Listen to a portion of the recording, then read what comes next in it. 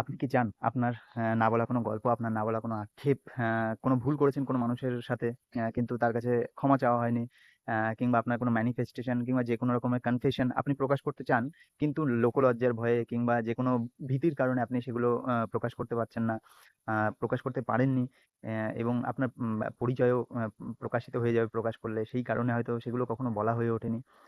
তো এইগুলো কোথাও গিয়ে হয়তো আপনাকে প্রতিদিন কুরে খাচ্ছে। কিন্তু আপনি চাইছেন আপনার সেই আ কি বলবো যে মেন্টাল যে প্রেশারটা সেটাকে কমাতে।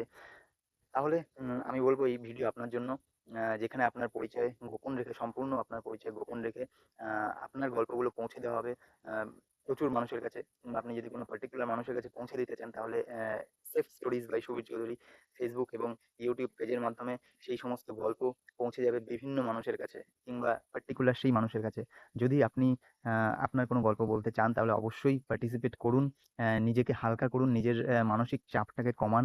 আ এই ভিডিওর কমেন্ট বক্সে দেওয়া যে লিঙ্ক রয়েছে, গুগল ফর্মের লিঙ্ক, সেখানে যাবতীয় সেই ফর্মে ক্লিক করে যাবতীয় যা ডিটেইলস চাওয়া হয়েছে সেই ডিটেইলসগুলো আপনারা ফিল আউট করুন।